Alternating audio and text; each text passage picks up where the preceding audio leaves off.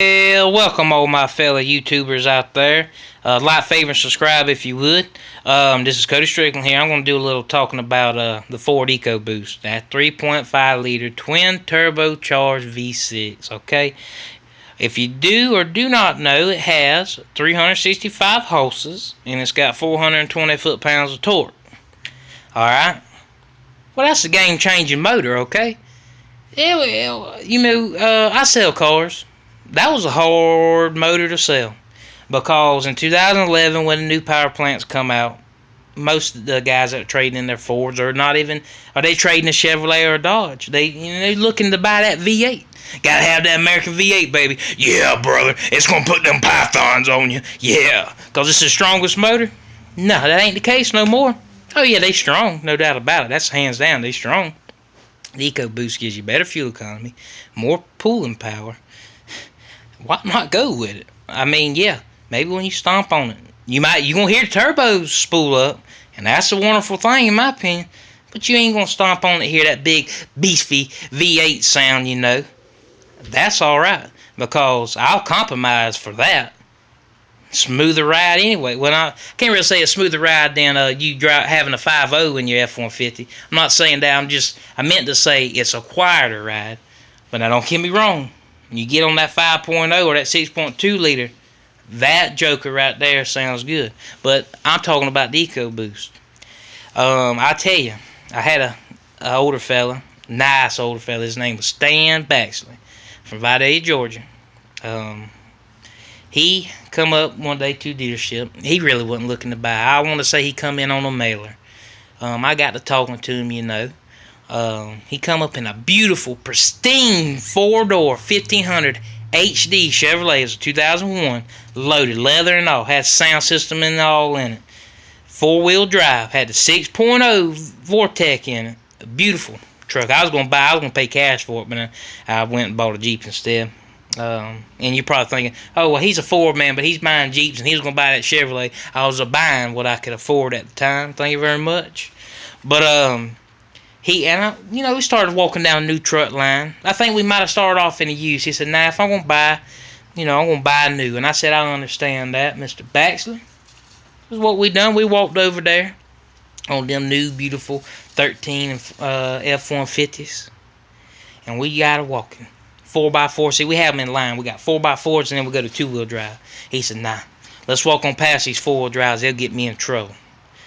Got that very first, fully loaded to the gills, had every bell and whistle, 2-wheel drive with a locking differential, ruby red 4-door EcoBoost. Lariat. Had the tan leather. Heated cool seats, navigation, 8-inch touchscreen, My 4 Touch, the productivity screen, the whole bells and whistles. There wasn't a feature on that truck that wasn't offered through Ford Motor Company, put it that way. Get to that truck, he stops, he looks, he's silent, don't say nothing. I start doing a little walk around. Didn't have the keys in my hand at the time. Start doing a little walk around.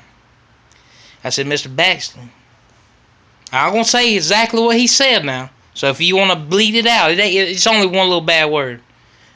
But just hear me out.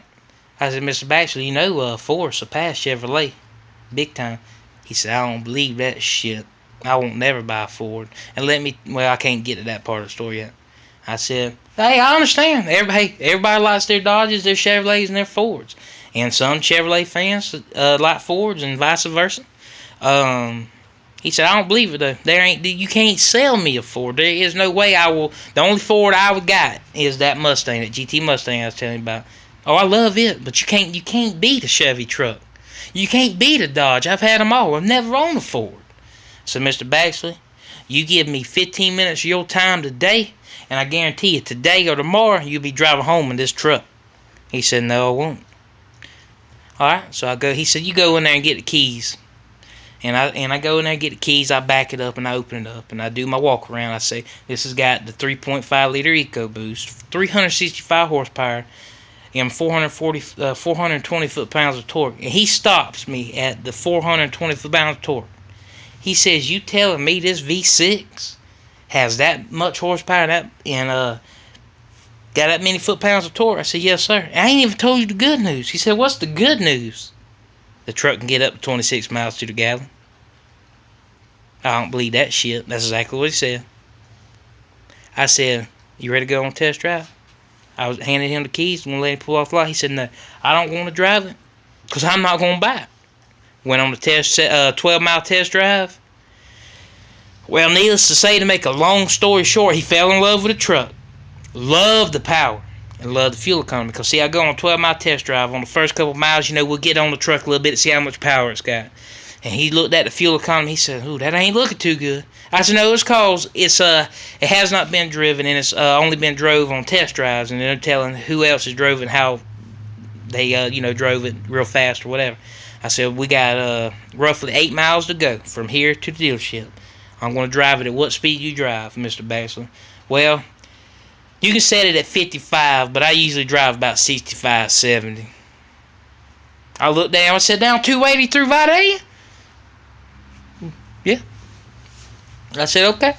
I set it on 55. Well, it went from 17.5 miles to the gallon. Kept climbing. 18. 18.5, 19. 19.5 to 21. 22 to 23. And when it hit the 24.7, he said, turn the truck around. Let's go get the bottom dollar price on it. And I will walk out at this dealership today with 2 keys in my hand and that truck in my driveway. If it ain't today, it'll be first thing in the morning because I'm going to the bank and I'm going to write the check out. Well, he didn't take it home that day. He took it home overnight and drove it. Come back. Whew. Boy, I think he was the first one at the dealership that day. Come back, had the $55,000 check in his hand. He said, here you go. I need to get in the finance manager's office and sign my life away. Well, he said sign my life away, but he didn't have to because he paid cash for it. He went home with the truck that he said he was not going to buy. That he would never buy another truck unless it had a bow tie on it, basically. But you know what? He's driving around in his 2013 EcoBoost. And I think last time I talked to him, he had roughly 6,500 miles on it. I said, Mr. Baxter, what's your fuel economy when you go to Atlanta to visit your daughter? Oh, let me tell you, son. 23 miles to the gallon. 20 at the worst. I said, why'd you buy a Ford? Because it's a game-changing truck, guys. That's why he bought Ford. See, I got chill bumps now just telling you the story. Because the EcoBoost is a game-changing truck, or motor, I should say, that's in the F-150. I got somebody that was set in his ways. He was a little over 60. He was set in his ways. He wasn't going to buy it. He wasn't going to drive it. But he did. For a lot of help from me, and a little help from my general sales manager, Dave Anderson, which is one of the best car salesman guys I've ever known. I'm telling you, he can sell a chainsaw to a damn logger. You know what I mean? It's like saying sell ice to an Eskimo. But Mr. Baxter loves his Ford. He said he will not ever buy another truck. He'll probably have that truck from here on out till, he goes up to the heavens. And hopefully he'll be around for years and years. And I hope to sell him a new body style F-150, about them 2015s, baby. Them things are sharp. But that was my EcoBoost. I got plenty of EcoBoost stories to tell you, but that was the one that really touched home, and the one that I knew that EcoBoost had proved itself for a V6 motor and has the performance of a humongous V8, in my opinion. Because this guy, he wasn't going to do it. He was not going to do it. And there's a good story behind the Chevrolet he traded in, the reason why I was going to buy it. Unfortunately, his son got killed, and it had a little sentimental value to it, but he traded the truck anyway. And I was going to buy it because it was the cleanest 01. It had 67,000 miles on it and ran like a champ. But that was Mr. Stan Baxley that bought the EcoBoost from me, the one that would never drive a Ford besides his Mustang, truck-wise, I should say. But he bought one, and he loves his EcoBoost. He loves the fuel economy. And anybody that views this video and is getting a little knowledge on the EcoBoost motor, or vice versa, the EcoBoost is one good motor to go with. So if you're looking to buy a Ford and going to be happy with the fuel economy and the power and everything that it could tow, EcoBoost, I know a guy that runs Meek's gas station in Vidalia. He's got a 2-wheel drive, similar to Mr. Stan Baxley's, but his rims, he's got a little smaller rims. He's got the 18-inch rims. Mr. Baxley had a 20-inch, not ironclads, but he had the painted aluminum rims, which look real good. So there's a little bit of fuel economy difference there. But Mr. Meeks, he pulls over 16,000 pounds with his two-wheel drive with a fifth wheel. So that's saying a lot. And his fuel economy averages about 19 stock. I would love to interview these guys. I doubt they would come on camera, but they may not. I don't know. But yeah. And I personally drove many of the EcoBoosters before I started selling cars. I delivered them, and I would drive them. I said, you know what? I love Ford, and I believe in Ford, but I got to see if this EcoBoost can really do it. So when I left from Georgia, going to Carolina to do a dealer trade, I took EcoBoost and brought a 5.0 back. Not Mustang, but a 5.0 F-150. Well, on the way there, I drove it like I was supposed to. Actually, I got on the interstate, and I set it. It's going to be hard to believe, but I set it at 55 and cruised for 10 miles at 55. Got real good ratings. I was anywhere between 22.5 to 23.5 miles to the gallon. It's caused the different rim sizes, and it was a four-wheel drive, so that's saying a lot there too.